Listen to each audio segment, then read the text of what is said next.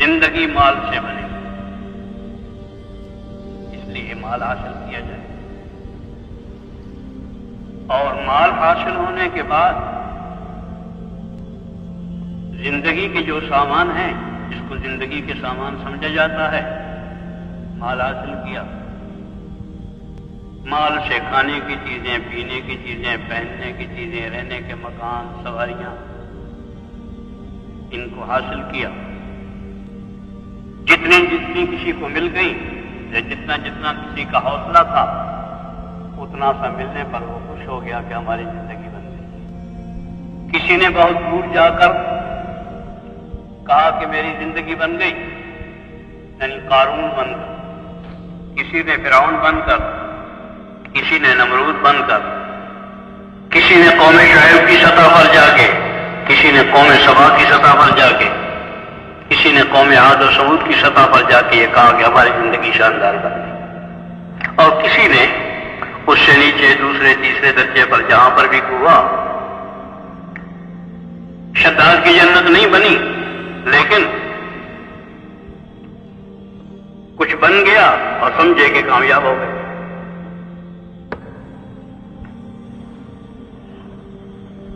ایک راستہ زندگی گزارنے کا اور زندگی بنانے کا یہی ہے۔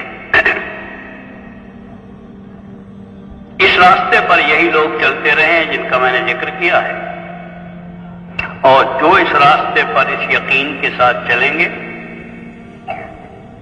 جو اس راستے پر اس یقین کے ساتھ چلیں گے، ان کا حشر انہی کے ساتھ، جہاں وہ پہنچے ہیں وہاں یہ بھی پہنچ جائیں گے، اس لیے کہ راستہ ایک ہے، منزل بھی ایک۔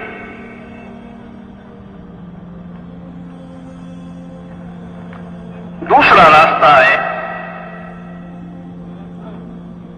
1,24,000 کے قریب انبیاء علیہ السلام کا، اور ان کے سردار سید الکونین محمد مصطفیٰ احمد مجتبیٰ صلی اللہ علیہ وسلم کا۔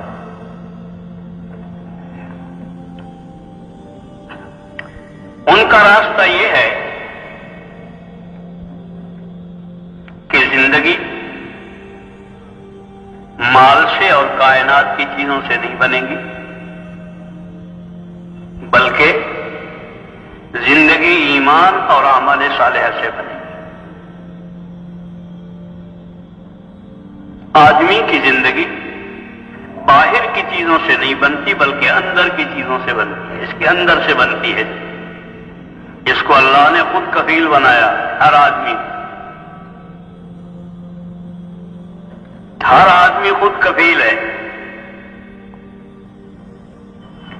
ایمان بھی اس کے اندر بنتا ہے، اعمال بھی اس کے اندر بنتے ہیں۔ اپنے ایمان اور اعمال صالحہ سے یہ پلتا ہے، اسی سے ان کی زندگی بنتی ہے۔ اس لیے جب یقین یہ ہو، سید الکونین صلی اللہ علیہ وسلم اور ان کے تمام ساتھی یہی یقین لے کر آئے کہ زندگی ایمان سے بنتی ہے، اعمال صالحہ سے بنتی ہے۔